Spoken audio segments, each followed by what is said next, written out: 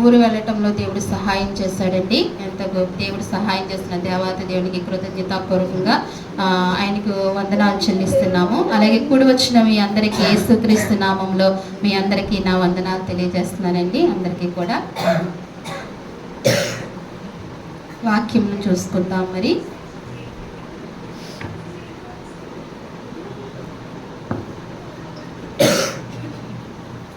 గతించిన కొన్ని వారాల క్రిందట ఒక వాక్యాన్ని మనం జ్ఞాపకం చేసుకున్నాం కదా. ఆ వాక్యం జ్ఞాపకం ఉందండి. మేమందరము బాగు చేయన కిందట ఇంచుమించు నెల 15 రోజులు అవుతుందేమో ఆ వాక్యం మనం జ్ఞాపకం చేసుకుని, ఆ వాక్యం జ్ఞాపకం ఉందా దాన్ని కొనసాగిస్తామని కూడా మనం చెప్పుకోవడం జరిగిందండి. కీడు చేసిన దాని ఫలితము పొందుకున్న వారని ఆ అంశాన్ని బట్టి మనం జ్ఞాపకం చేసుకుంటూ వచ్చాం. ఎవరిని జ్ఞాపకం చేసుకున్నప్పుడు యాకోబుని జ్ఞాపకం చేసుకున్నాం. ఎవరిని జ్ఞాపకం చేసుకున్నాం అంటే యాకోబుని జ్ఞాపకం చేసుకుంటూ, యాకోబు చేసిన మోసాన్ని అంతటిని మనం జ్ఞాపకం చేసుకుంటూ, తిరిగి ఏ మోసం అయితే చేశాడో అదే మోసానికి ఏమయ్యాడండి యాకోబు గురి అయ్యాడు అని జ్ఞాపకం చేసుకున్నాం. అలాగే మిగిలిన భక్తులను కూడా జ్ఞాపకం చేసుకుంటామని అప్పుడు అనుకున్నాం. కాబట్టి అప్పటి నుండి కుదరలేదు కాబట్టి ఇప్పుడు మనం జ్ఞాపకం చేసుకుందామంటే ఆ వాక్యాన్ని కొనసాగిందాము.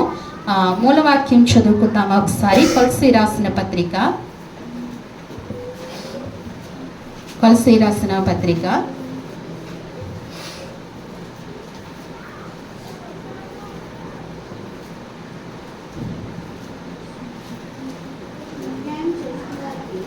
3వ అధ్యాయము 25వ వచనం అండి. తాను చేసిన అన్యాయము కొలది మరలా లభించును, పక్షపాతము ఉండదు. చాలండి. అలాగే గలతీ రాసిన పత్రిక కూడా 6వ అధ్యాయము 7వ వచనం కూడా చదువుకుందాం. గలతీ రాసిన పత్రిక, మోసపోకుడి, దేవుడు వెక్కిరించబడడు, మనుషుడు ఏమి విత్తునో ఆ పంటనే కోయును. చాలండి. ఇక్కడ చదవబడిన మూలవాక్యాన్ని మనిషి ఏమి విత్తునో ఆ పంటనే కోయినని దేవుడు సెలవిస్తున్నాడు. అలాగనే కిందట అంతకుముందు సారి యాకోబును జ్ఞాపకం చేసుకుంటూ తన జీవితంలో తను మోసం చేసిన అన్నను తన తండ్రిని మోసం చేసిన రీతిగా దేవుడు మరలా తన జీవితంలో అదే విధంగా తన మేనమామ తనను మోసం చేసినట్లుగా మనం వాక్యంలో చూస్తాం. అలాగే ఇంకొక వ్యక్తిని చూద్దాం. చూడండి, మొదటి సమూయేలు గ్రంథము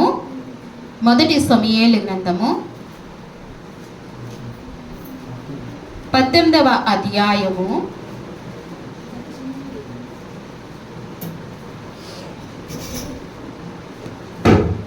18వ అధ్యాయము 11వ వచనం చూడండి. ఒకప్పుడు సౌలు చేతిలో ఒక ఈటె ఉండగా దావీదును పొడిచి గోడకు బిగించున అనుకుని సౌలు ఆ ఈటెను ఈసరెను.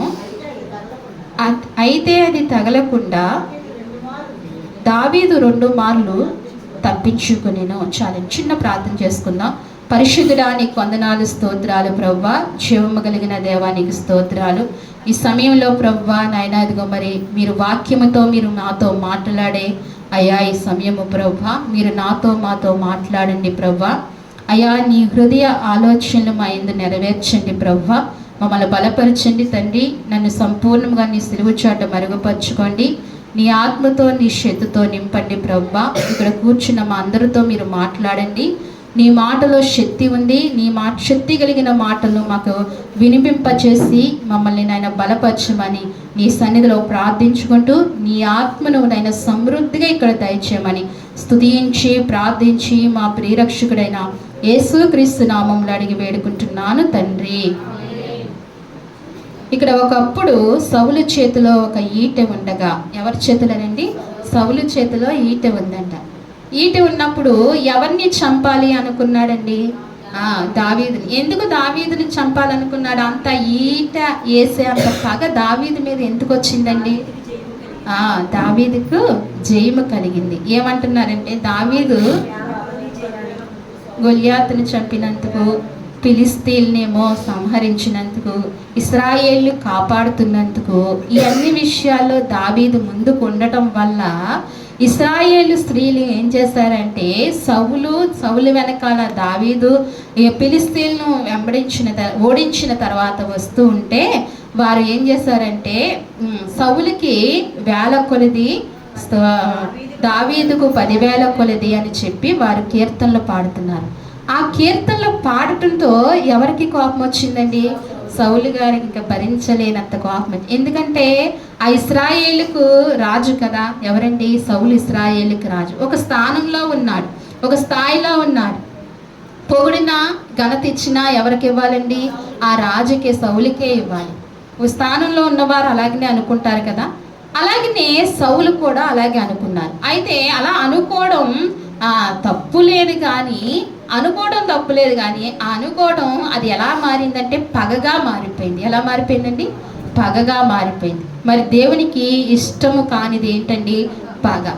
అయితే ఈ విషయంలో సౌలు తప్పుపోతూ వచ్చి ఏం చేశాడంటే ఈ సహించలేని పరిస్థితిలో సౌలు ఉన్నాడు. ఇక్కడ అంటున్నాడు కదా 7వ వచనంలో చూస్తుంటే, 6వ వచనం కానించి చదవండి.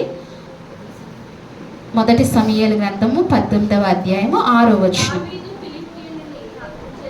దావీదు ఫిలిస్తీన్ని హతము చేసి తిరిగి వచ్చినప్పుడు స్త్రీలు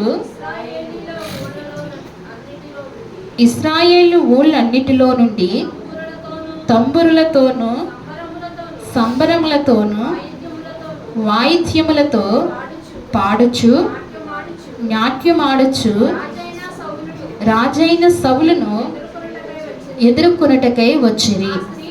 ఆ స్త్రీలు గాన ప్రతిగానములు చేయుచు వాయించుచు సౌలు 1000 కొలదియు దావీదు 10,000 కొలదియు శత్రువుల్ని హతము చేసిరి. చాలండి. ఇక్కడ అంటున్నారు కదా, దావీదు ఎవరిని సంహరించి ఫిలిస్తీన్లు హతము చేసి తిరిగి వచ్చినప్పుడు, ఎవరండి? ఇశ్రాయేలుకు ఫిలిస్తీన్లు శత్రువులు. ఇశ్రాయేలుకి ఫిలిస్తీన్లు ఎవరండి? శత్రువులు. వాళ్ళని హతము చేసి వచ్చినప్పుడు అండి ఆ స్త్రీలు ఇశ్రాయేలు ఊళ్ళల్లో నుండి, ఎక్కడ నుండి అంటండి? అనేకమైన ఊళ్ళల్లో నుండి స్త్రీలు వచ్చి ఏం చేస్తున్నారో తెలుసండి? ఊళ్ళల్లో నుండి తంబురుతోనూ సంబరములతో వాయిద్యములతో పాడుచు నాట్యం ఆడుతున్నారు. స్త్రీలందరూ ఏం చేస్తున్నారంటే పాడుచు ఏం చేస్తున్నారండి? నాట్యం ఆడుతూ ఎంత చురుగ్గా ఉన్నారో చూడండి. ఎవరు? ఇశ్రాయేలు స్త్రీలు చురుగ్గా ఉన్నారు. ఆనాడు హెబ్రీ స్త్రీలు కూడా ఏమై ఉన్నారు? చురుకైన వాళ్ళు. ఇశ్రాయేలు స్త్రీలు కూడా చురుగ్గా ఉన్నారు. ఎంత చురుకుంటే వాళ్ళు బయటకు వచ్చి నాట్యం ఆడతారండి. ఎంత చురుకుంటే వాయిద్యాలు వాయిస్తారు స్త్రీలు. చూడండి, అంటే స్త్రీలు తలుచుకుంటే చేయలేనిది ఏమీ ఉండదు. అందుకే తలుచుకోవాలి. ఏం తలుచుకోవాలి? మంచి వీరవనితుల్లా ఉండాలి. ఎలాగా? ఇప్పుడు ఝాన్సీ లక్ష్మీబాయిలా అవుదామన్నా మనం ఇప్పుడు స్వతంత్రాన్ని తిరిగి ఏమీ తీసుకురాలేము, వచ్చేసింది కాబట్టి మనం ఏం చేయాలంటే విశ్వాస వీరులుగా మారాలి. ఎలా మారాలండి? విశ్వాస వీరులుగా మారాలి. విశ్వాస వనితలుగా మనం మారాలి. మారినప్పుడు దేవుడు మన జీవితాలు ఏం చేస్తాడంటండి? గొప్ప కార్యాలు దేవుడు చేస్తూ ఉంటాడు. అందుకే ఇక్కడ ఏం చేశాడంటే సంబరములతో వాయిద్యములతో పాడుచు నాట్యమాడుచు రాజైన సౌలుని ఎదుర్కొన్నటకే వచ్చిరి. ఎవరిని ఎదుర్కోవడానికి వచ్చారు వీళ్ళు? దావీదుని ఎదుర్కోవడానికి రాలేదు. ఎవరిని? సౌలుని ఎదుర్కోవడానికి వచ్చారు. ఎందుకంటే రాజు వస్తున్నాడు. ఎవరు వస్తున్నారండి? రాజు వస్తున్నాడు. మనకు కూడా ఒక రాజు వస్తాడు. ఎవరండి? యేసురాజు. మరి ఇశ్రాయేలు స్త్రీల వల్ల ఎదుర్కొంటామా? ఇశ్రాయేలు స్త్రీలు రాజుని ఎదుర్కోవడానికి ఏం చేస్తారండి? వారు చక్కగా పాటలు పాడుతూ వాయిద్యాలు వాయిస్తూ వారి హృదయాన్ని సిద్ధపరచుకున్నారు రాజును స్తుతించడానికి. మరి మనం కూడా రానున్న రాజును స్తుతించడానికి మనం ఏమవ్వాలంటండి? సిద్ధపడాలి. ఎలాంటి పరిస్థితుల్లో అయినా ఆయన ఆరాధించడానికి మనం సిద్ధంగా ఉండాలి. ఆయన ఏం చేయాలి? ఆరాధించాలి. హృదయపూర్వకంగా ఆయన ఆరాధించాలి. మన బ్రతుకుల్లో ఇదే ప్రాముఖ్యమైనది. ఇదే ప్రాముఖ్యమైన ఘటము మన జీవితాలు. అందుకే దీన్ని ఎప్పుడూ కూడా మనం వదులుకోకుండా ప్రభుని ఏం చేయాలంటండి, ఆరాధించాలి. ఆయన ఎందుకంటే రారున్న రారాజు, ఆయన మన మధ్యకు వస్తున్నాడు ఆయన. అది ఇశ్రాయేలు ఆ రీతిగా సౌలుని ఎదుర్కోవడానికి వచ్చినప్పుడు ఆ స్త్రీలు ప్రతిగానములు చేర్చుచు వాయించుచుండారు. వారికి ఉన్న తలాంతులను బట్టి ఉపయోగించారు. ఏం చేశారండి, వారికి ఉన్న తలాంతులు ఉపయోగించారు. ప్రతి ఒక్కరికి దేవుడు ఒక్కొక్క తలాంతుని ఇస్తాడు. దాన్ని ఏం చేయాలి, మనం ఉపయోగించాలి. దేవుని కొరకు ఖర్చు పెట్టాలి. దేవుని కొరకు మనం ఖర్చు అవ్వాలి. అప్పుడే దేవుడు ఏం చేస్తాడంటే మనము దీవిస్తాడని మనము వాక్యపూర్వకంగా నమ్మొచ్చు. అయితే సౌలుకు 1000 కొలది, దావీదు 10,000 కొలది శత్రువుల హతము చేసిరి. ఇక్కడ అన్నమాట ఏంటి, ఇక్కడ జయాలు పలకట్లేదు, జయం ఇంకో చోట పలికారు. అయితే ఇక్కడ ఏం పలుకుతున్నారంటే సౌలు 1000 కొలది శత్రువులను హతం చేశారు, దావీదు 10,000 కొలదిని శత్రువుల్ని హతం చేశారు. ఎవరు ఎక్కువ హతం చేశారు? దావీదు ఎక్కువ హతం చేశారు. ఎందుకు దావీదు ఎక్కువ హతం చేయగలిగాడంటే దావీదుకి దేవుడు తోడుగా ఉన్నాడు. ఏమై ఉన్నాడండి, అప్పటికే సౌలుకి విషపు మనస్సు కలిగింది. ఏం కలిగిందండి, లోపల విషపు బీజపు మనస్సు వచ్చేసింది. అందుకే ఎప్పుడైనా సరే మానవ జీవితంలో దేవునికి ఇష్టం లేదని ఏ బీజము పడినా దేవుడు ఏమవుతాడంటండి, దూరం అవుతాడంట. దేవుడు దూరం అవుతాడంట. అందుకే ఎట్టి పరిస్థితుల్లోనూ ఆయనకి నచ్చనివి మనం వేసుకోకూడదు మన హృదయాలు.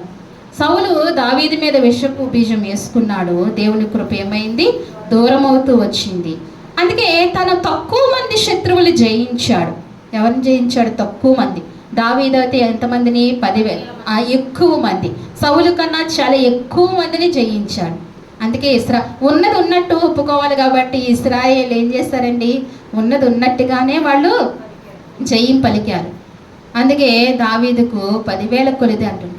ఈ అంటుంటే సౌలుకు చాలా శత్రువు ఎక్కువైపోయి, కోపం ఎక్కువైపోయి దావీదు మీద శత్రువు అయిపోయినప్పుడు అప్పుడు ఏమైందంటే ఇక్కడ చదవగా 1000 కొలది అని చెప్తూ ఆ మాటలు సౌలుకు ఇంపుగా ఉండనందున అతడు బహు కోపము తెచ్చుకుని. ఆ మాటలు ఎలా లేవంటండి, ఇంపుగా లేవంట. అంటే మాటలు కూడా ఇంపుగా ఉండాలి. ఎలా ఉండాలి? మాటలు కూడా ఇంపుగా ఉండాలి. చాలామంది మాట్లాడితే ఎలా ఉంటుంది, అసలు వినాలని పెంచదు, ఆ మాటలు చిరాకు వస్తాయి. ఒక్కొక్కరు మాట్లాడితే వింపుగా ఉంటుంది, వినాలనిపిస్తుంది కదండి. అలాగే సౌలుకు కూడా ఇశ్రాయేలు స్త్రీలు పలుకుతున్న మాట అతనికి ఇష్టం లేదు. ఎందుకు ఇష్టం లేదంటే అతనికి 10,000 అంటే ఇష్టపడినేమో, అతనికి 1000 కొలది అన్న వాళ్ళని అతనికి ఏం చేయలేదు, ఇంపుగా లేని వాళ్ళని కోపము తెచ్చుకున్నారంట. వారు దావీదునకు 10,000 కొలది అని, నాకు 1000 కొలది అని స్తుతులు పాడిరే. ఏం పాడుచున్నారంటండి? స్తుతులు పాడుచున్నారు. దావీదుకు 10,000 మంది అంటున్నారు, నాకు 1000 అని స్తుతులు పాడుతున్నారని చెప్పి రాజ్యము తప్ప మరి ఏమీ అతడు తీసుకోగలడు అనుకొనెను. ఏంటండి? రాజ్యము తప్ప. అక్కడ విలువైనది ఏంటి? రాజ్యమే కదా.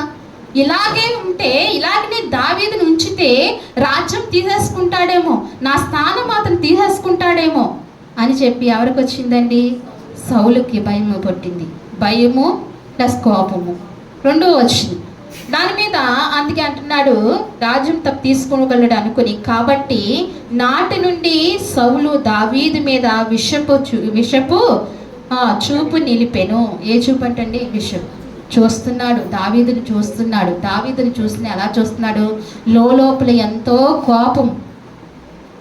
నిజంగా మానవులు చాలా పరిస్థితులు గుండా ఇలాంటి పరిస్థితుల గుండానే వెళ్తాం. పైకి బాగానే లోపల ఇంకొకటి ఉంటుంది, పైకి ఒకటి ఉంటుంది, లోపల ఇంకొకటి ఉంటుంది. సౌలు కూడా ఇలాగనే చేశాడు. దావీదు అవసరం ఎక్కువ. ఎవరికండి? సౌలు దావీదుతో మాట్లాడుతున్నాడు. మాటికి మాట్లాడుకోవాలి. ఎందుకంటే శత్రువులు వస్తున్నారు. ఆ శత్రువులు జయించే సామర్థ్యత దావీదుకే ఉంది. అందుకని సౌలుకి దావీదుకి మాటలు ఉంటాయి, కానీ మాటలున్న లోపల ఏముంది? విషపు భావన ఉంది. చాలా సహించలేని మనస్తత్వం లోపల ఉంది, పైకి అయితే మాలాగా చూసిన. అందుకే విషపు చూపు నిలిపాడని చెప్తూ, మరునాడు దేవుని యొద్ద నుండి దురాత్మ సౌలు మీదకు బలంగా వచ్చినందున అతడి ఇంటిలో ప్రవచించుచుండగా దావీదు మునుపట వలె వీణ చేత పట్టుకుని వాయించింది. చూసారా, దేవునికి మహిమ కలుగును గాక. దావీదు సౌలుకి ఎంత అవసరమండి, ఎంత అవసరము. తిన వ్యక్తిగతంగా దురాత్మ వస్తుంటే తిన దురాత్మ పోవటానికి దావీదే సహకరించాలి. మళ్ళీ ఎవరు వచ్చి వాయించినా దురాత్మ వెళ్ళట్లేదు. మళ్ళీ తినకు రాజ్యము మీదకి వేరే రాజ్యము శత్రువులు వస్తుంటే ఎవరు యుద్ధము చేయాలి?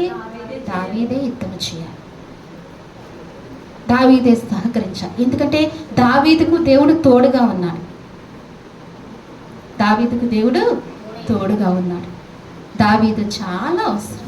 అలాంటి అవసరమైన వ్యక్తిని ఇతను ఎందుకు చంపాలనుకుంటున్నాడు? అసలు ఇతనికి భయం లేదు, ఏమి లేదు. మొదట దావీదుకు భయం ఉంది. దావీదుకు భయం ఉంది కాబట్టి మనం దావీదు రాజు అయ్యాడు. ఎలా చెప్పినా దావీదుకు భయం ఉంది. ఎందుకు భయం ఉందంటే, సౌలు మహారాజు ఎన్నిసార్లు తమిరినా, సౌలు దావీదు చేతికి ఎన్నిసార్లు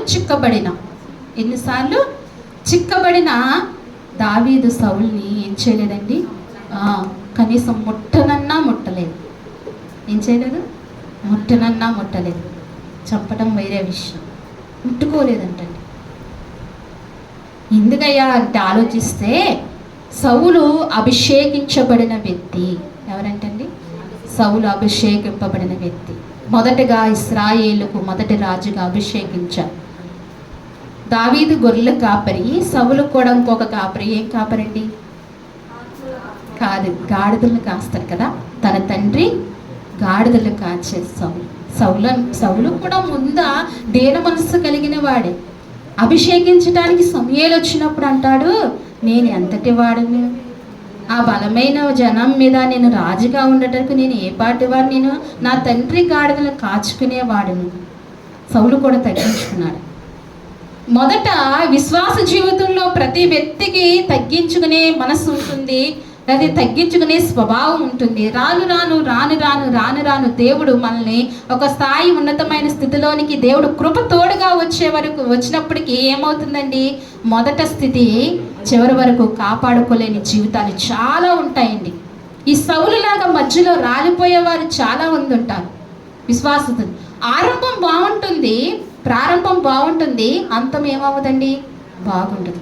దేవుడు అంటున్నాడు, ఆరంభం కన్నా అంతమే మేలు అంటున్నాడు. ఎందుకు మేలు అంటున్నాడంటే, అంతములో ఉంది. అంతము వరకు మనం సహిస్తే, అంతం వరకు దేవుని చిత్త ప్రకారంగా నడిస్తే గనక నిజరాజ్యంలోనికి వెళతాం. మధ్యలో రాలిపోతే మొదట చేశాం కదా అని మధ్యలో వదిలేసి చివరికి వదిలేస్తే నిత్యత్వంలోనికి మనం చేరము. సౌలు స్థితి అదే అయిపోయింది. అందుకని ఇక్కడ అంటున్నాడు, ఏమంటున్నాడంటే, దురాత్మ బలంగా ఎవరి మీదకి వచ్చిందంటండి, వచ్చినప్పుడు అలాగనే యథావిధిగానే మళ్ళా దావీదు ఏం చేశాడండి, తను వాయించవలసి వచ్చింది. ఎవరికి? సౌలుకి. ఒకప్పుడు సౌలు చేతిలో ఒక ఈటి ఉండగా దావీదు చూసారా, ఇంత మేలులు పొందుకుంటూ కూడా మళ్ళీ ఆ స్థితిలో వాయించాడు. దురాత్మ వెళ్ళిపోయింది. వెంటనే సౌలు చేతిలో ఏముంది, అక్కడ ఈటి ఉంది. దావీదు అక్కడ వచ్చాడు, సౌలుకు పని చేయడానికి వచ్చిన ఆ ఈటిని ఏం చేశాడు, గోడకు బిగించాడంటండి. అలాగే ఎన్నిసార్లు చేశాడంట? 2 మార్లు చేశాడంటండి. 2 మార్లు. తిని ఎంతో యుద్ధ నేర్పరి. ఎవరండి? సౌలు కూడా యుద్ధ నేర్పరి. అక్కడ ఎవరూ లేరు. అవలీలగా దావీదును చంపచ్చు. అయినా దేవుని కృప దావీదు మీద కమ్మి ఉంది కాబట్టి ఏ యుద్ధము దావీదు మీదకి వచ్చినా దేవుడు తోడుగా ఉన్నాడు. అందుకే మన జీవితంలో దేవుడు మనకు తోడుగా ఉంటే అనేకమైన అపాయాలు తప్పింపబడతాయి. అనేక అపాయాలు మనకు తెలియకుండానే తప్పించబడతాయి. వచ్చేది కాదు, తెలియకుండా ప్రతి క్షణము మనం తప్పించబడుతున్నాం. దైవ సాక్షిగా మనం ఇది మాట్లాడుకోవచ్చు. ప్రతి క్షణము ఏం చేస్తున్నామండి, తప్పించబడుతున్నాం. మనకు క్షేమం ఇస్తున్నాడు దేవుడు. అందుకే దావీదు ఏం చేస్తాడంటే, అలాగా సౌలు ఈటిని విసిరగా దావీదు తప్పించుకున్నాడు. బిగించుకొనగా సౌలు ఆ ఈటను విసిరెను. అయితే అది తగలకుండా దావీదు రెండో మార్లు తప్పించుకొని యెహోవా తన్ను విడిచి దావీదుకు తోడైండుట చూసి సౌలు దావీదునకు భయపడిరి. ఏంటండి, ఏమైందండి ఇక్కడ? యెహోవా తన్ను విడిచి ఎవరికి తోడుగా ఉన్నాడంట తెలిసిపోయింది. ఎవరికి? అనుభవపూర్వకంగా అనుభవిస్తున్న అనుభవాలు తెలిసిపోయింది. ఎవరికి? సౌలుకి తెలిసిపోయింది. దేవుడు తోడుగా ఉంటే ఎలా ఉంటుందో, దేవుడు తోడుగా లేకపోతే జీవితం పరిస్థితులు ఎలాగుంటాయో తెలిసిపోతుంది. సౌలుకి దేవుడు తోడుగా ఉన్నంతసేపు విజయాలు కలిగినాయి. ఎప్పుడైతే సౌలులో విషపు మనస్సు కలిగిందో, అలాగే నేను దేవుడు ఇంకొక మాట చెప్పాడు. ఏమని చెప్పాడంటే, అమాలేకీయుల్ని సమూల నాశనం చేయమన్నాడు. ఏం చేయమన్నాడండి? సౌలుకి చెప్పాడు, అమాలేకీయులు ఏం చేయమన్నాడు? నాశనం చేసే. అమాలేకీయులు ఉండటానికి వీలు లేదు. అమాలేకీయులు ఎక్కడి నుంచి వచ్చారు? ఆ వంశావళి ఎక్కడి నుంచి వచ్చిందండి? ఏషావు దగ్గర నుంచి వస్తుంది అమాలేకీయుల వంశం. వాళ్ళు ఏం చేయమన్నాడు? సౌల్ని నాశనం చేయమన్నాడు. వాళ్ళు పశువులే కాదు, స్త్రీలే కాదు, పిల్లలే కాదు, పెద్దలే కాదు, ఎవరినైనా సంపూర్ణంగా నాశనం చేసేయమని చెప్తే సౌలు ఏం చేశాడంటే తనకి నచ్చినవి తెచ్చుకున్నాడు. అవి చేస్తే ఏమవుతాయిలే, నాకు ఉపయోగపడతాయి, ఈ దేవుడికి బలి ఇవ్వటానికి అని చెప్పాడు. మళ్ళీ సమూయేలు వచ్చినప్పుడు సాకు చెప్తూ వచ్చాడు. అక్కడ మొదటి తప్పు చేశాడు. ఏం తప్పంటే దేవుని మాటను ఏం చేశాడు? ఉల్లంఘించాడు. దేవుని మాటను తునీకరించాడు. దేవుని మాటను అంగీకరించకుండా ఉన్నాడు. అక్కడే దేవుని కృప ఏమైపోయింది? దూరం అయిపోయింది. దేవుని తోడు దూరం అయిపోయింది. ఆ తర్వాత మరలా దావీదును అభిషేకించిన వ్యక్తిని మీద విశ్వపు చూపు చూడటం మొదలుపెట్టాడు. ఇలా చూడటం వల్ల సౌలుకి ఏమైందంటే భయము కలిగింది. ఏం కలిగిందంటే అండి? భయము కలిగింది. ఇంకా దేవుడు నాకు తోడులేడు, దావీదుకే తోడన్నాడు. సౌలు చాలాసార్లు భయపడుతూ వచ్చాడండి. సౌలు ఏం చేశాడంటే కన్న పిచాచి కలిగిన వారిని తరిమేశాడు. ఆ ఊరి నుంచి పోగొట్టాడు. మళ్ళీ తర్వాత వెళ్ళగొట్టిన తనే మళ్ళీ ఏం చేశాడండి? తిరిగి మళ్ళీ ఆశ్రయించాడు. మళ్ళీ ఆ కన్న పిశాచుల్ని ఎక్కడున్నారు కనుక్కుని అక్కడికి వెళ్ళి, ఎందుకంటే యెహోవా వాక్కు నాకు రావట్లేదు, నాకు జయము కలుగుతుందా లేదా నాకు ఇప్పుడు తెలియాలి, ఆయన వాక్యేమో మౌనం అయిపోయింది, నాకు ఇప్పుడు తెలియాలి అని చెప్పి మళ్ళా అక్కడ కన్న పిశాచి దగ్గరికి వెళ్తే ఆమె రప్పించింది. ఎవరిని రప్పించిందండి? సమూయేలు దుప్పటి కప్పుకున్న వారు వచ్చిన మాటలప్పుడు నన్ను ఎందుకు మరలా రప్పించావు సమయం, అది వేరే సబ్జెక్ట్ అని. అయితే సౌలు ఇలా తప్పు మీద తప్పు చేస్తూనే ఉన్నాడు. ఒక తప్పు చేస్తే ఇంకా తప్పుల మీద తప్పు చేయవలసి వస్తుంది, చేస్తూనే ఉన్నాడు. అందుకనే దేవుని తోడు ఏమైపోయిందండి? అతనికి చాలా ఎడబాటు అయిపోయింది. దావీదుకి అయితే దగ్గర అవుతూ వచ్చింది. అందుకే ఇక్కడ ఈ విధంగా కోపం వచ్చింది సమూయేలుకి. అలాగనే 31వ అధ్యాయము మొదటి సమూయేలు గ్రంథమే 31వ అధ్యాయము 10వ వచనం చూడండి. మరియు వారు అతని ఆయుధములను అషారోతు దేవీ గుడిలో ఉంచి అతని మొండెమును బేషాను పట్టణమునకు గోడకు తగిలించిరి. అయితే ఫిలిష్తీయులు సౌలుకు చేసిన దాన్ని గూర్చిన వార్త యాబేషులాగు వారి విని బలశాలులందరూ లేచి రాత్రి అంతా నడిచి సౌలు మొండెమును అతని కుమారులు కళేబరమును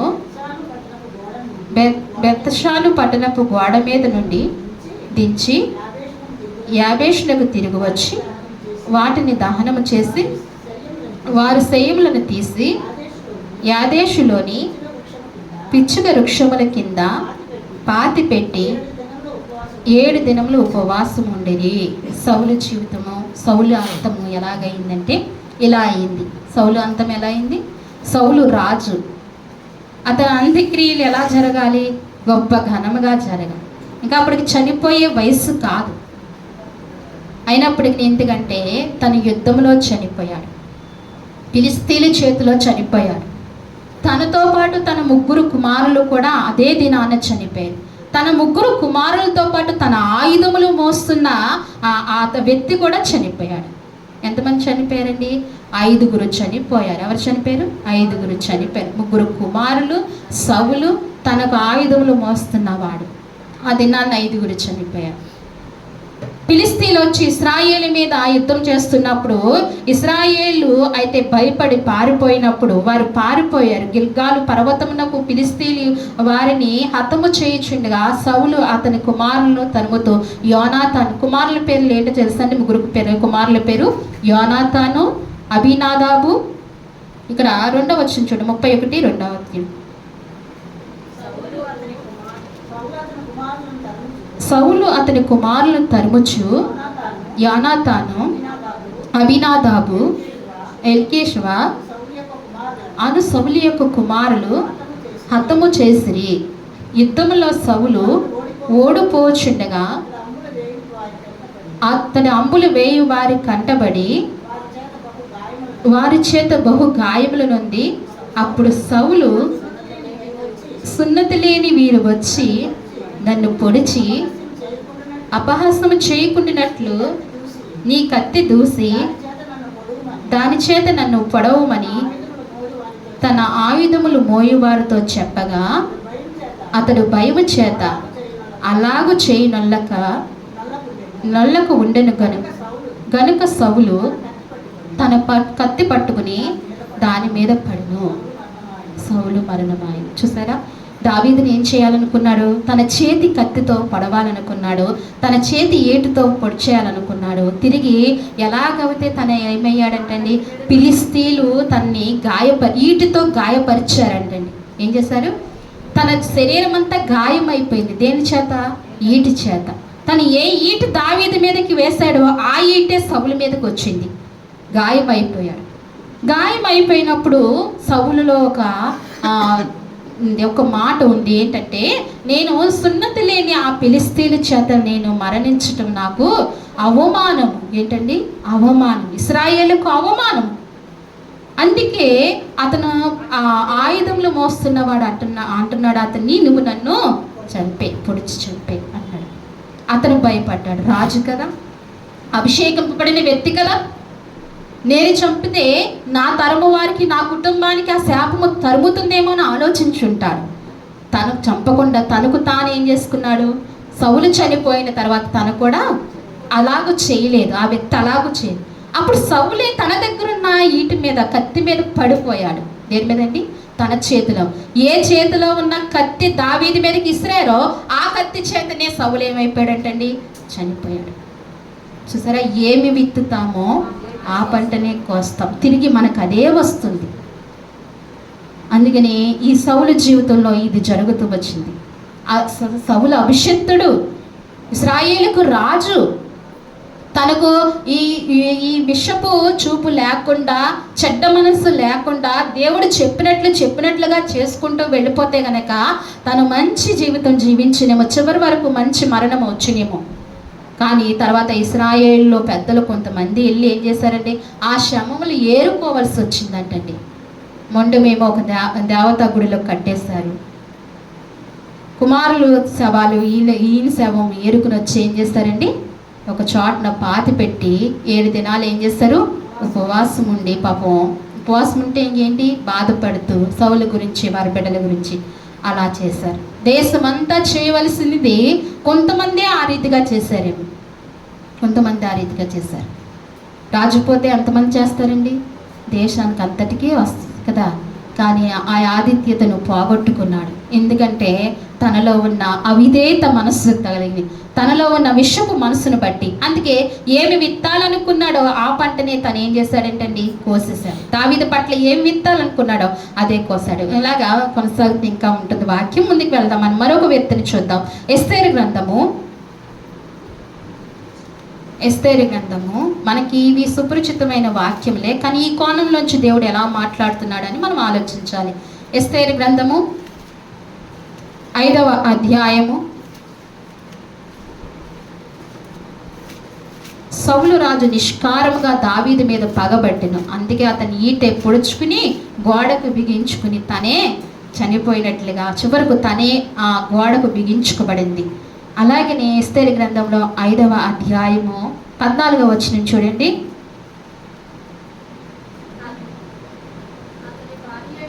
అతని భార్య అయిన జెరూషును అతని స్నేహితులందరూ 50 మూరలు ఎత్తుగల ఒక ఉరుకోయ చేయించి దాని మీద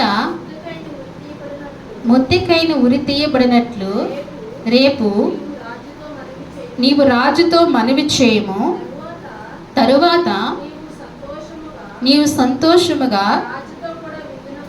రాజుతో కూడా ఇందునకు పోదువని అతనితో చెప్పిడి. ఈ సంగతి హామానుకు యుక్తమైనదిగా కనబడినందున అతడు ఉరికై ఒకటి సిద్ధము చేయించెను. ఇక్కడ ఒక వ్యక్తి కనబడుతున్నారు. ఎవరండి? హామాన్. హామాన్కి ఒకటి మంచిగా అనిపించిందంట. ఏంటది? తన భార్య జెరూహు చెప్పిన మాట తనకు ఇంపుగా ఉంది, స్నేహితులు చెప్పిన మాట తనకు ఇంపుగా ఉంది. ఎందుకు హామాను ఈ మాట వినవలసి వచ్చిందంటే, రాజు దగ్గర హామాను ఏమయ్యాడండి? హెచ్చించబడ్డాడు. ఏమయ్యాడండి? అహర్వేషు రాజు దగ్గర ఈ హామాని హెచ్చించబడ్డాడు.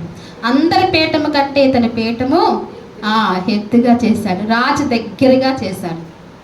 చేసినప్పుడు రాజు అన్నాడు, ప్రతి ఒక్కళ్ళు హామాన్ని నమస్కరించాలి. నాకైతే ఎలాగైతే గౌరవిస్తున్నారో కొంచెం గౌరవం తనకు కూడా ఇవ్వాలి అని చెప్పి ప్రకటన చేశారు. అయితే అందరూ హామాన్ వచ్చినప్పుడు గుమ్మాలు ద్వారపాలకుల దగ్గర ఉన్న వాళ్ళందరూ కూడా ఏం చేస్తున్నారు? లేచి నిలబడి దండం పెడుతున్నారు హామాన్ రాగానే, ఆ రాజుకు షూషాను కోటకు రాగానే. అయితే ఒక వ్యక్తి దండం పెట్టట్లే, ఒక వ్యక్తి లేవట్లా, ఒక వ్యక్తి వంగట్లేదు. హామానుని చూసి చాలా గర్వంగా ఉన్నాడు. ఎవరండి ఆ వ్యక్తి? మొర్దెకై. ఆయన యూదుడు. మనుషులకి దండం పెట్టడం వాళ్ళకి ఇష్టం ఉండదు. అయితే మొర్దెకైలా ఇతనికి అన్నిటిని బట్టి సంతోషం ఉంది. ఎవరికి? హామానికి. ప్రతి దాన్ని బట్టి సంతోషం ఉంది. రాజ్యంలో చక్కగా ఘనత పొందుకున్నాను, రాజు నన్ను చక్కగా సన్మానిస్తున్నాడు, రాజు నన్ను అంగీకరించాడు, ఇంతమంది అనేక మంది తలాంతులు ఉన్నవారు, అనేక మంది పెద్దలు ఉన్నా సరే నన్నే రాజు పక్కన పేటేసి కూర్చోబెట్టారు, ఈ ఘనత నాకు దక్కింది, నేను మామూలు వాడిని కాదు, నేను సామాన్యుని కాదు అని తనలో తను అనుకుంటూ జీవిస్తుండగా, అయితే అన్నిటిని బట్టి సంతోషిస్తున్నాడు. కానీ ఒక విషయంలో తనకు అసంతృప్తి కలుగుతుంది. ఏ విషయంలోనండి? మొర్దెకై విషయంలో. అక్కడికి రాగానే మొర్దెకై హామాను వచ్చినప్పుడు లేవట్లేదు, వెళ్ళినప్పుడు లేవట్లేదు. అక్కడ రాజ్యంలో సంతోషిస్తూ వస్తూ ఉంటే అదంతా సంతోషాన్ని పట్టుకుని తన స్నేహితులు తన భార్యకి చెప్పుకోవాలని నడుస్తుండగా మధ్యలో ఈ హామాను తన సంతోషాన్ని అంతటినీ పాడు చేస్తున్నాడు. ఆ పాడు చేసిన ఆ మైండ్తో ఇంటికి వెళ్తున్నాడు, చిరాకు పడుతున్నాడు. అప్పుడు తన స్నేహితులకి తన భార్యకి చెప్పు. ఇలా ప్రతిరోజు జరుగుతుంది. అప్పుడు జరుగుతుండగా ఇలా అనుకుంటుండగా వాళ్ళు ఏమంటున్నారంటే, హామాను నువ్వు భయపడకు, ఎందుకు ఆ ఒక్క వ్యక్తి గురించి నువ్వు అంత చింత కలిగి ఉంటున్నావు? ప్రతి విషయంలో నీకు దేవుడు రాజు ఘనత ఇచ్చాడు కదా, ఎందుకు ఈ ఒక్క విషయంలో నువ్వు చింత కలిగి ఉంటున్నావు? అతన్ని ఉరి తీసే. ఏమిచ్చిందండి భార్య? కొంతమంది పరిశుద్ధ గ్రంథంలో స్త్రీలు ఉన్నారు అనుకోవచ్చు, దౌర్భాగ్య స్త్రీలే అనుకోవచ్చు. వెళ్ళి చాలామంది మంచి స్త్రీలు ఉన్నారు. మంచి సలహాలు ఇచ్చేవారముగా ఉండాలి. ఏ సలహా ఇచ్చిందండి ఈమె? జెరూహు అనే స్త్రీ, హామాను భార్య ఏం సలహా ఇచ్చిందంటే, 50 అడుగులు ఎత్తుగల ఉరుకొయ్యను చేయించు. ఈమె సలహా ఇచ్చింది. ఆ తర్వాత స్నేహితులు వత్తాసు పలికారు, చేయించు హామాను, దాని మీద నువ్వేం చేస్తావంటే మొర్దెకైను ఉరి తీసే అని చెప్తారు. రేపు నువ్వు ముందు చేయించే, రాజాజ్ఞ ఏం తీసుకోలేదు, రాజాజ్ఞ తీసుకోలేదు. భార్య చెప్పిన సలహాను బట్టి ఏం చేశాడు? మనుషుల సలహాలు బట్టి మనం నడిస్తే మన జీవితం ఏమవుతుందంటే చివరకు ఏమి లాభం లేకుండా పతనం అవుతుంది. ఎవరి సలహా తీసుకోవాలి? దేవుని సలహా తీసుకోవాలి. మొదటిగా హామాను చేయవలసిన పని ఏంటి? ఏదైనా చేయాలంటే ఎవరికి చెప్పాలి? రాజుకు చెప్పాలి. తన ఇష్టమేం కాదు, రాజ్యంలో ఒక స్థానం ఇచ్చాడు అంతే రాజు. అది చెప్పకుండా ఇన్ని అడుగులు 8 అడుగులు ఉయ్యకొరను తవ్వించి ఉంచేశాడు. మొదటిగా సిద్ధపరిచేసుకున్నాం. అప్పుడు తర్వాత రాజుకు చెప్దాం అనుకున్నాడు. ముందు మనం సిద్ధపరిచేసుకుని తర్వాత దేవునికి చెప్తే ప్రయోజనం కాదు. ముందేం చేయాలండి? మనం ప్రతి విషయము దేవునికి తెలియచేయాలి. తెలియచేసిన తర్వాత ఆయన చెప్పిందే చెయ్యాలి. ఆయన మాట్లాడే దేవుడు, ఆయన చెప్తాడు. ఎలా చెప్తాడంటే ఇలా వాక్యపరంగా చెప్తాడు. ప్రార్థనలో నీకు ప్రేరేపణ దయచేస్తాడు. ఆ రీతిగా దేవుడు సహాయం చేస్తాడు. దేవుడు గొప్ప కృపనిస్తాడండి. అయితే ఈ హామాను తనకి ఇష్టం వచ్చినట్టు ఆ ఈ కొరిని తెరిపితే తవ్వించి సిద్ధపరిచి ఉంచిన తర్వాత రాజు దగ్గరికి వెళ్తాడు. వెళ్ళిన తర్వాత సంతోషం రాజుతో కూడా విందునకు పోదామని అతనితో చెప్పాడు.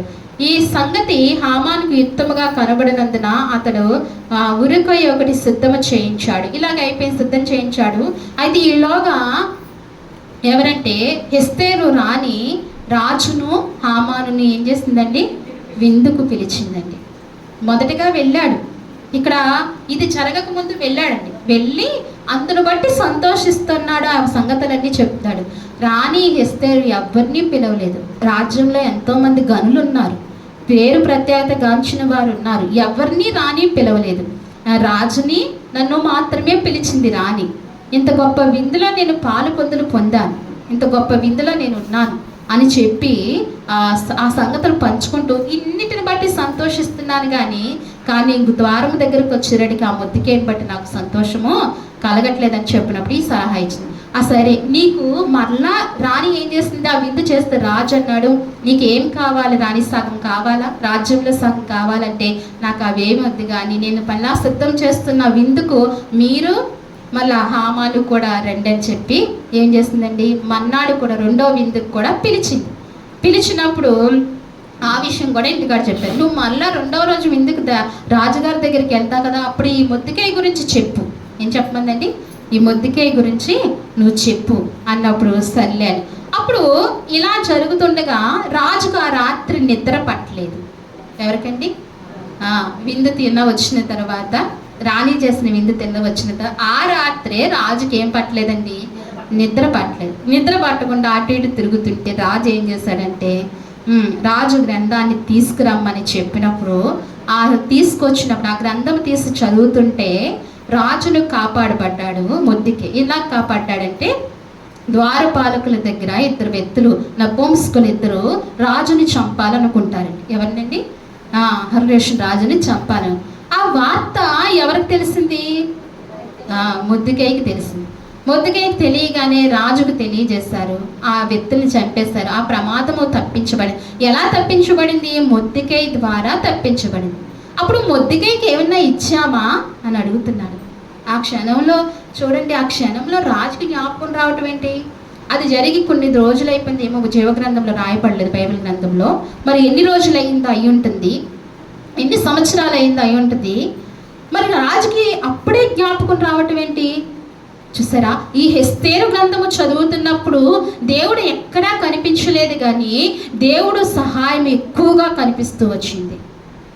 దేవుడు అనే పేరు ఎక్కడా లేదు ఇక్కడ, కానీ దేవుడు కరుణాహస్తంలో అక్కడ తోడుగా ఉంటూ వచ్చింది. దేవునికి మహిమ కలుగును గాక.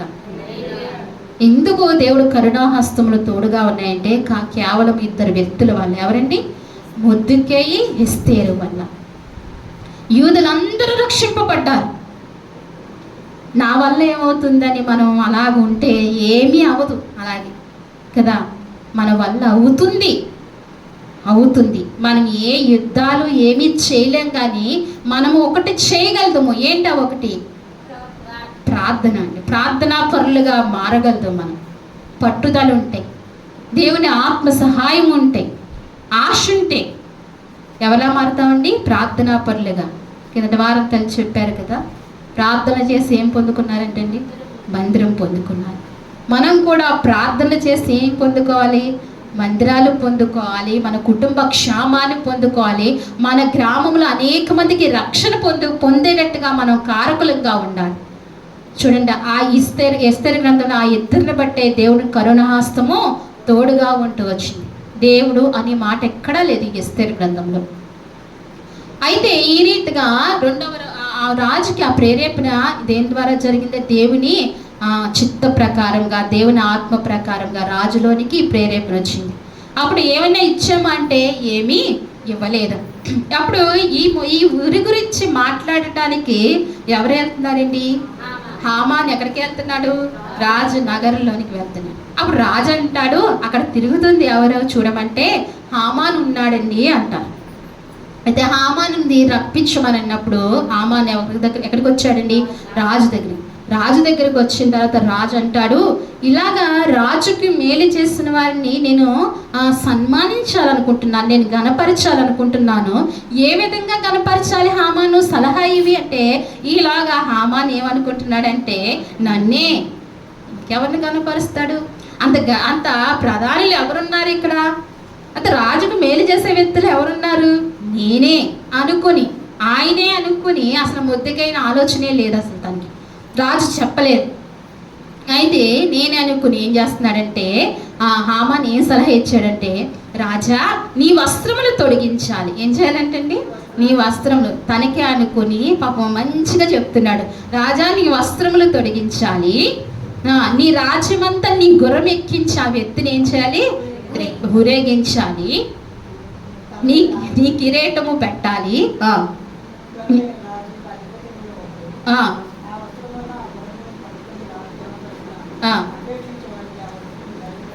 ధరింపచేసి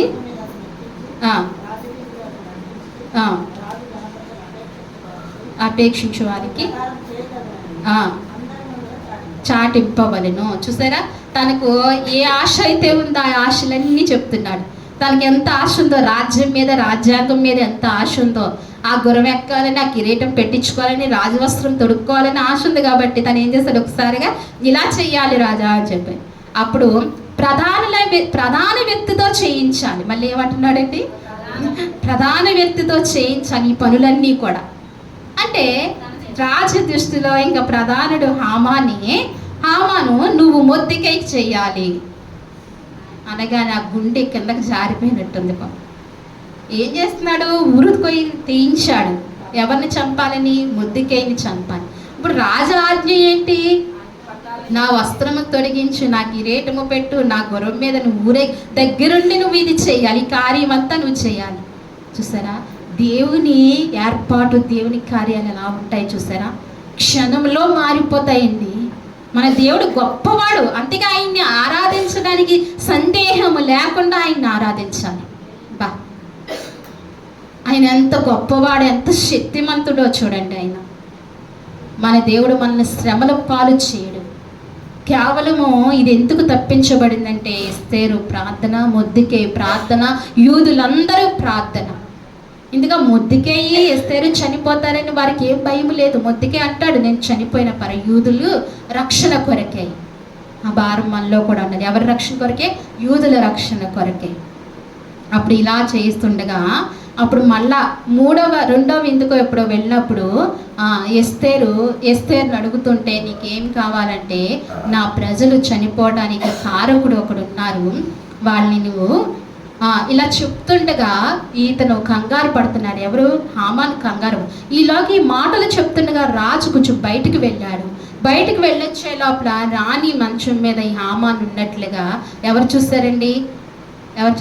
రాజు చూశారు. సహిస్తాడా? అతను ఎంత దగ్గరగా ఉన్నా, తన సింహాసనం పక్కన కూర్చున్నా, తనకి ఎంత మేలు చేసినా సహించలేని దృశ్యం ఒకటి చూశాడు. అంతే. బ్రతిమాలుకుంటున్నాడు. ఏమని? ఎస్తేరును బ్రతిమాలుకుంటున్నాడు. దయించి నా గురించి చెప్పకు రాని అని బ్రతిమాలుకుంటున్నాడు. ఇలాగ ఎవరు చూశారండి? రాజు చూశాడు. ఇంకంతే, హామాన్ ఏం చేశాడు? చంపేయాలి అని నిర్ణయించుకున్నాడు. ఆ ప్రజలు పిలిపించినప్పుడు అందులో ఒక వ్యక్తి అంటున్నాడు, హామాన్ నువ్వు మొద్దుకై కొరకు 50 అడుగులు ఎత్తుగల ఊరిని కొయ్యను సిద్ధపరచుంచాడండి అంటే, దాని మీదే ఈ మొద్దుకైని తీసుకెళ్ళి ఎలా జరిగిందో చూడండి. ఏం జరుగుతుంది? కీడు చేస్తున్న వారికి కీడు. ఈ హామాన్ ఎవరికి చేయాలనుకున్నాడు? మొద్దుకైకి చేయాలని. అదే ఊరి మీద తానే బలైపోయాడు. అంతేకాదు, ఇంకా ఎస్తేరు సెలవిచ్చింది, తన కుటుంబం, తన బిడ్డలంతా, తన 10 మంది బిడ్డలకు కూడా ఏం చేయబడ్డారు? ఉరి తీయబడ్డారు. తన వంశం అంతా ఏమైపోయింది? ఉరి తీయబడ్డారు. తను ఒక్కడితో పోలేదు కదా, ఎందరితో పోయింది? తన కుటుంబం అంతా, తన వంశావళి అంతా కూడా నాశనం అయిపోయింది. అందుకే ఏమి విత్తుతామో అదే కోస్తాం. కిందసారి మనం ఎవరి గురించి జ్ఞాపకం చేసుకున్నామండి? ఫస్ట్ వారు ఎవరి గురించి? యాకోబు గురించి జ్ఞాపకం చేసుకున్నాం కదా. యాకోబు ఎలాగైతే మోసగించాడో, ఎలా మోసపోయాడో చూసాం. అలాగే సౌలు మహారాజు ఎలా మోసగించాడో, తను ఎలా మోసపోయాడో చూసాం. మరి హామాను ఎలా మోసగించాలనుకుంటున్నాడు, ఏం చేయాలనుకుంటున్నాడు, ఏ కుట్ర పన్నాడో ఆ కుట్రతోనే హామాను నాశనం అయిపోయినట్లుగా చూసాం. ఇంకా ఉన్నారండి, మరలా దీన్ని కొనసాగిందాం. ఈ మాటలు మీరు జ్ఞాపకం ఉంచుకోండి. అందుకే మూలవాక్యం ఒకసారి చదువుదాం. కొలసీ రాసిన పత్రిక, గలతీ రాసిన పత్రిక కూడా 2 చదువుదాం.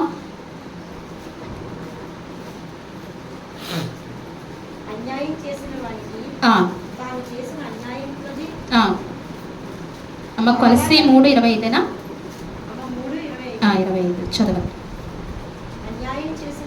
అన్యాయము చేసిన వారికి తాను చేసిన అన్యాయము కొలది మరలా లభించును. పక్షపాతమును. చాలండి. అన్యాయం చేసిన వారికి మరలా ఏం లభిస్తుందంట? అన్యాయమే లభిస్తుందంట. పక్షపాతం ఏమని మనం ఇప్పటి వరకు చూసిన వ్యక్తులను అంతే కదా, అలాగనే ఉంది కదండి. అన్యాయం చేశారు, వారికి అన్యాయమే దక్కింది. అలాగే గలతీ రాసిన మోసపోకుడి, దేవుడు వెక్కిరింపబడడు, మనుషుడు ఏమి విత్తునో ఆ పంటనే కోయెను. చూసాం కదండి, మనిషి ఏమి విత్తాడో ఆ పంటనే కోస్తాడు. వాళ్ళ జీవితంలోనే కాదు, మన జీవితంలో కూడా అదే జరుగుతుంది. ఏమి విత్తుతామో అదే కోస్తాం. ప్రేమ విత్తుతామా, ప్రేమనే పంటనే కోస్తాం. మంచి విత్తుతామా, మంచినే కోస్తాం. చెడ్డని విత్తుతామా, చెడ్డని కోస్తాం. ద్వేషం విత్తుతామా, ద్వేషాన్నే కోస్తాం. కోపం ఇస్తే కోపాన్నే. దేవుడు వాక్యం మీద ఇరుడుగా జరగవలసిందే, జరిగింది. అనేక మందిని జ్ఞాపకం చేసుకున్నాం, ఇంకా మిగిలిన వ్యక్తుల్ని జ్ఞాపకం చేసుకున్నాం. ఈ వాక్యాన్ని జ్ఞాపకం పెట్టుకుని, ఈ వాక్యాన్ని బట్టి మన హృదయాలను దేవుడు దీవించి మనల్ని ఆశీర్వదించును గాక. ఆమేన్. అందరం కూడా మోకరిందా అండి, దయించి ప్రార్థన చేసుకుందాం. మోకరిందా. మన మధ్యన తల్లి గారు సావిత్రమ్మ గారు ప్రార్థన చేస్తారు. మోకరిందా దయించి వాక్యం కొరకు. పరిశుద్ధుడా, నాతో మాట్లాడేవయ్యా, నీ కొందనాలు తండ్రి. అయ్యా, నీ వాక్యంతో నాకు అనేకమైనవి నేర్పిస్తున్నావు దేవా అని సిద్ధపాటు కలిగి అందరం కూడా ప్రార్థన పూర్వకంగా ఏకీపిద్దాం.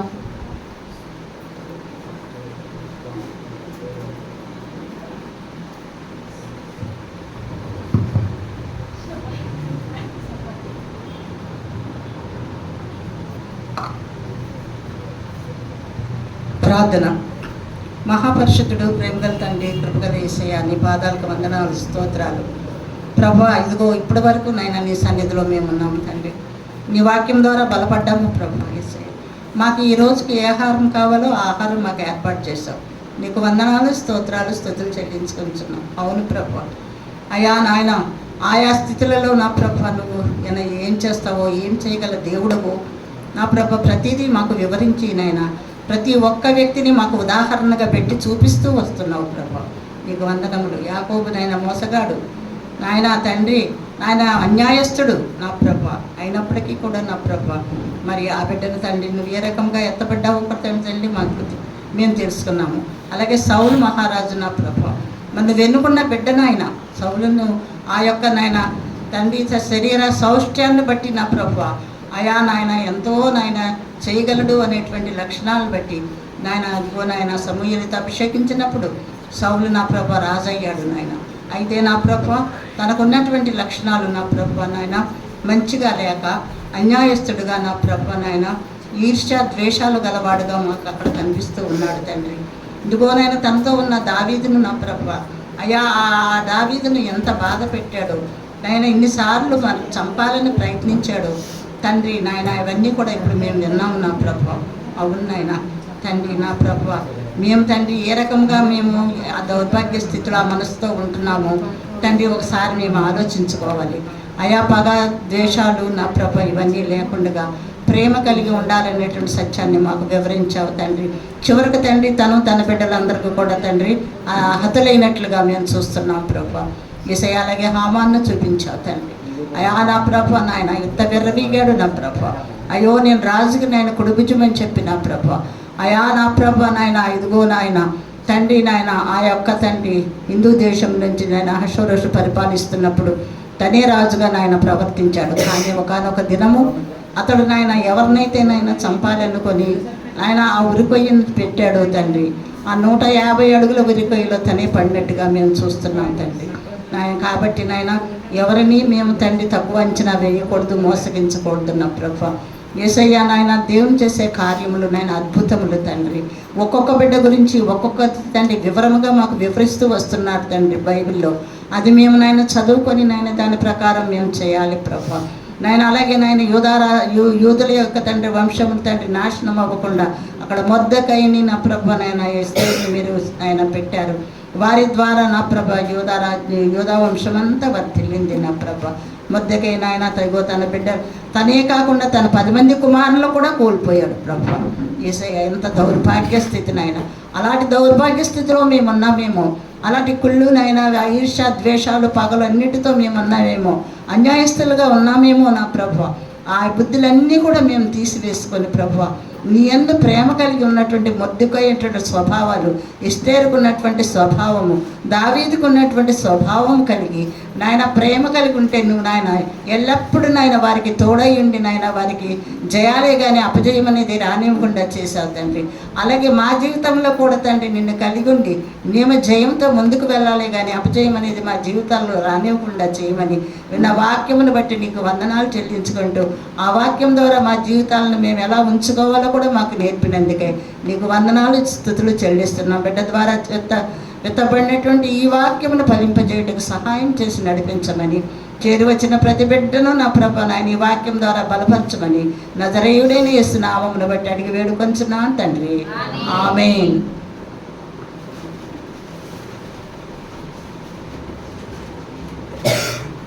మనందరం లేచి నిలబడి దేవుని కానుకలు సమర్పించుకుందాం అండి.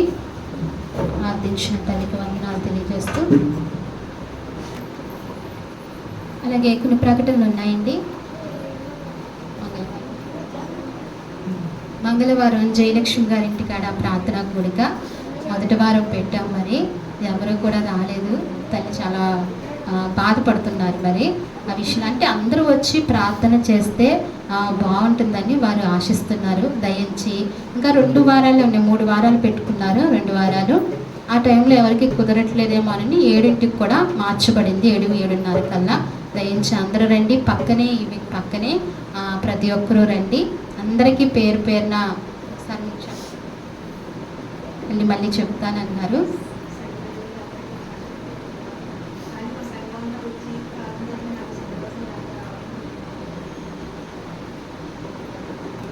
వస్తానని మాటకుండమ్మా. తల్లి అందరూ రండి. ఆ తల్లి కుటుంబం కొరకు ప్రార్థన చేద్దాం. 2 మంగళవారాలండి 7:30కి అందరూ కూడా వారి గృహానికి కూడుకోవాల్సిందిగా మనం చేస్తున్నాం. అలాగే తిరిగి ఉపవాస ప్రార్థన శుక్రవారం 11:30 12 గంటలకి ఈ ప్రాంతంలో జరుగుతుందండి ఉపవాస ప్రార్థన. దయించి అందరూ రావాల్సిందిగా మనం చేస్తున్న ఉపవాస ప్రార్థనలో పాలు పొందుదాం. అందరూ రండి. తిరిగి ఆదివారం యథావిధిగా 11 గంటలకు ఆరాధన జరుగుతుంది. ఈ ప్రార్థనా కూడికల గురించి మీ అనుదిన ప్రార్థనలు జ్ఞాపకం చేసుకోండి. అలాగే సంఘ సరిహద్దులు విశాలపరచబడాలని బలంగా ప్రార్థన చేయండి.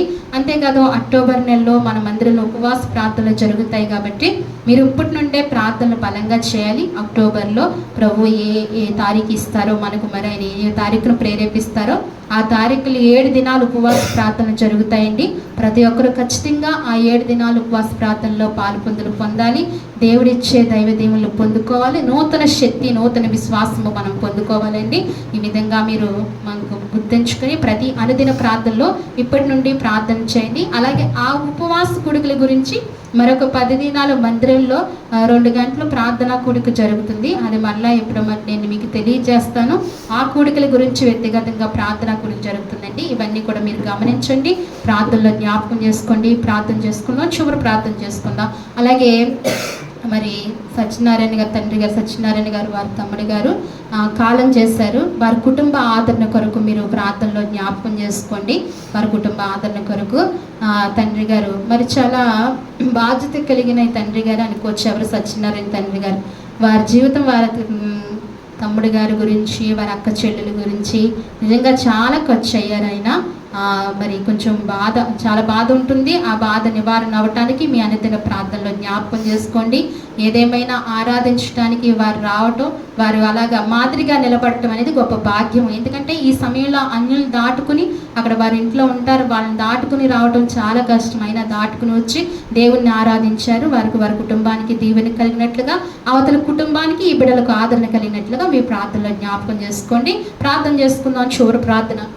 పెద్దదిన పెళ్లి రోజండి. అన్నయ్యను పెద్దదిను దీవిస్తూ మీ ప్రార్థనలో జ్ఞాపకం చేసుకోండి.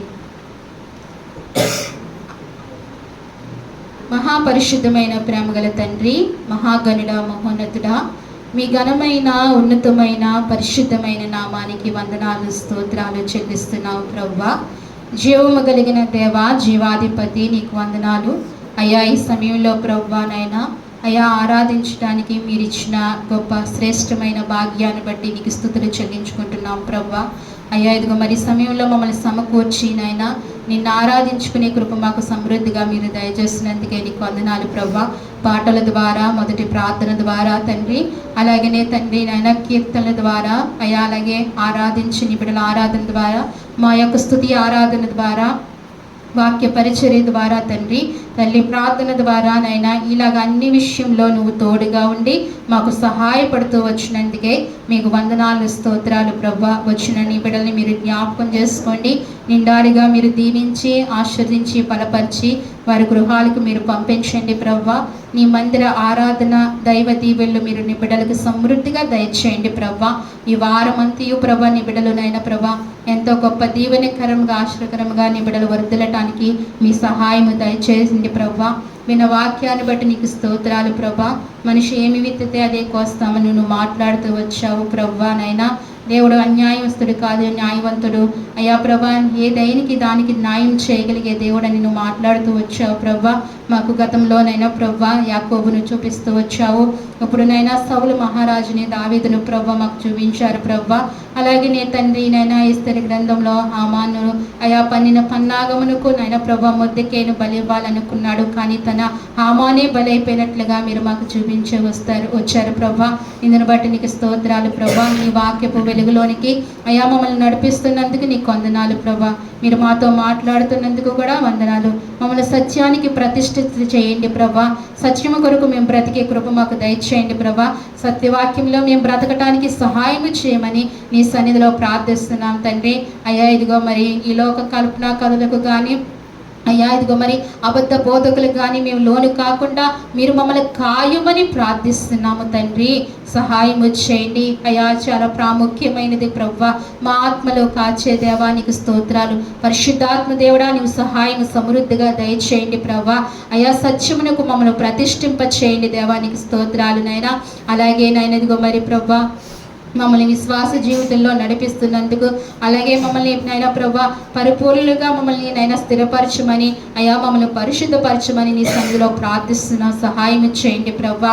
అలాగే ఈ వారి కార్యక్రమంలో మీరు తోడుగా ఉండండి అయా. ఇదిగో మంగళవారం గృహ కొడుకులో అయా జయలక్ష్మి గారి ఇంటికాడ ప్రార్థనా కొడుకులో మీరు తోడుగా ఉండండి. జయకరముగా జరిపించండి. సహవాసంలో ఉన్న బిడ్డలు ప్రేరేపించి నైనా నడిపించండి దేవానికి స్తోత్రాలు. అలాగనే తండ్రి నైనా శుక్రవారం ఉపవాస కొడుకులు ప్రభా జరుగుతుంది ప్రభా. ఉపవాస కొడుకులో బిడ్డలందరూ పాలు పొంది అయా ప్రభా నీ శక్తి ప్రభావం మేము పొందుకోవడానికి నువ్వు మా కొరకే సిలువలోనైనా బలి అయిన విషయాన్ని అయా ప్రభా అనుక్షణము జ్ఞాపకం చేసుకుని ఆ తరుణాన్ని మరింత జ్ఞాపకం చేసుకుని కన్నీటితో ఉపవాసం నుండి ప్రార్థించే కృప మా అందరికీ దయచేయమని మీ సన్నిధిలో ప్రార్థిస్తున్నాను తండ్రి. తిరిగి ఆదివారం పునరుద్ధానంలోకినైనా ప్రభా మేము కలుసుకోవడానికి సహాయం చేయండి. మమ్మల్ని అందరినీ సిద్ధపరచండి ప్రభా, బలపరచండి దేవా. మా కుటుంబాలను మీరు దీవించండి, మా బిడ్డలు మీరు ఆశీర్వదించండి ప్రభా. మాకు కలిగిన అన్నిటికీ నీ కంచి నీ కాపుదల ఉంచమని మీ సన్నిధిలో ప్రార్థిస్తున్నాం తండ్రి. సహాయం చేయండి.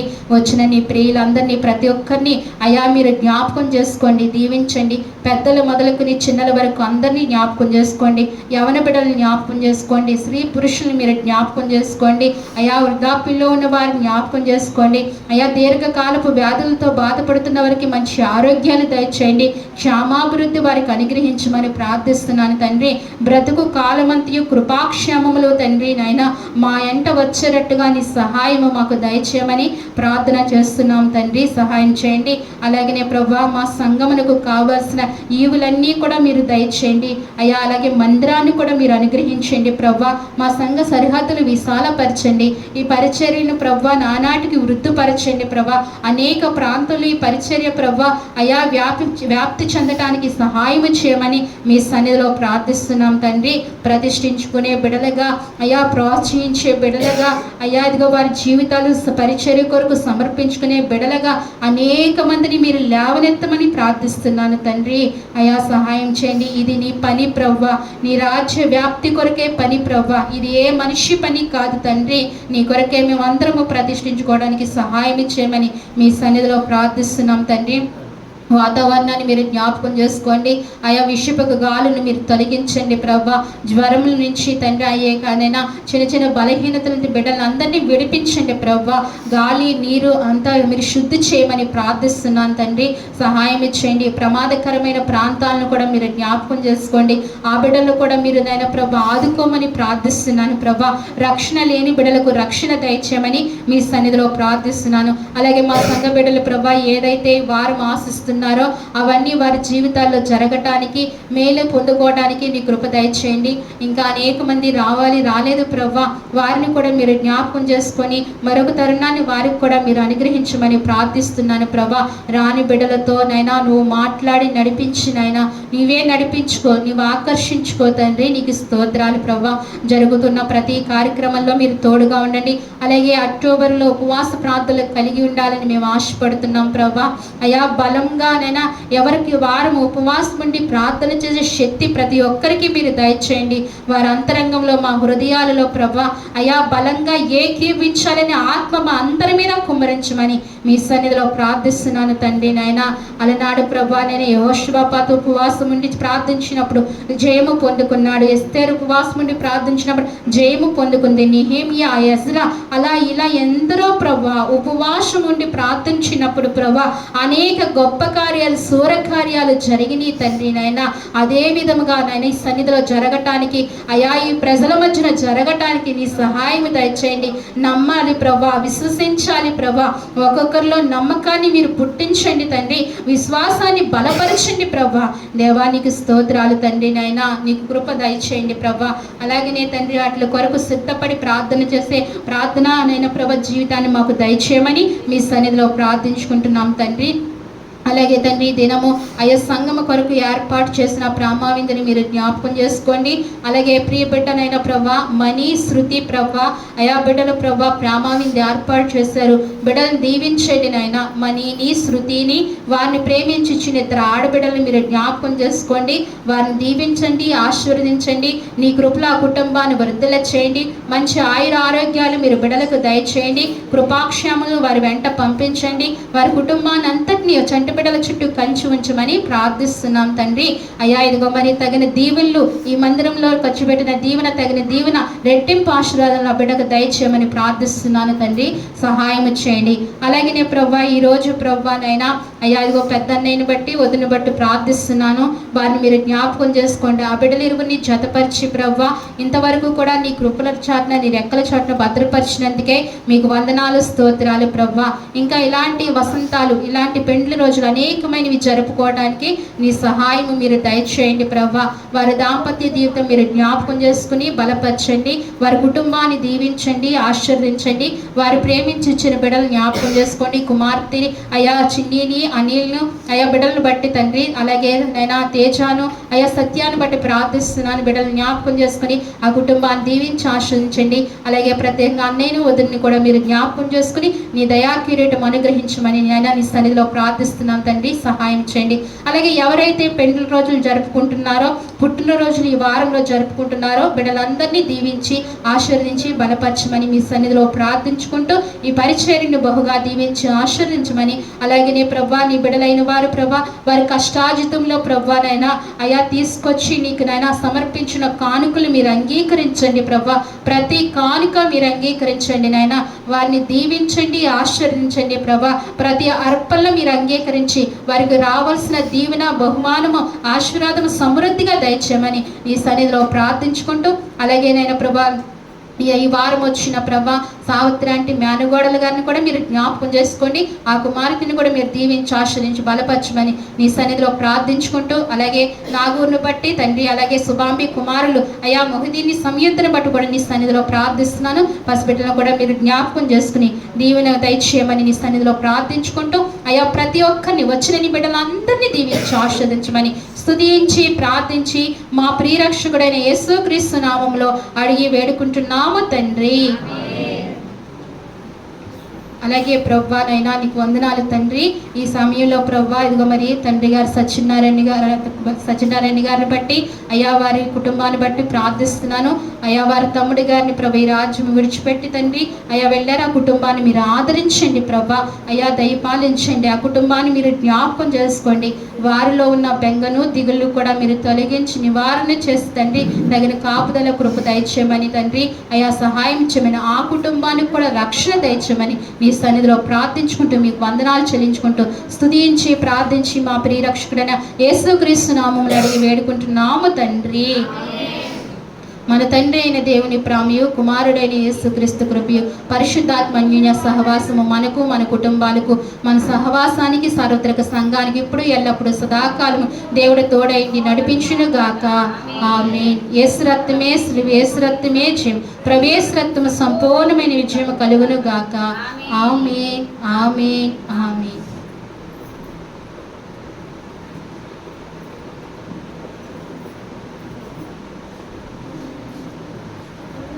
అందరికీ వందనాలు.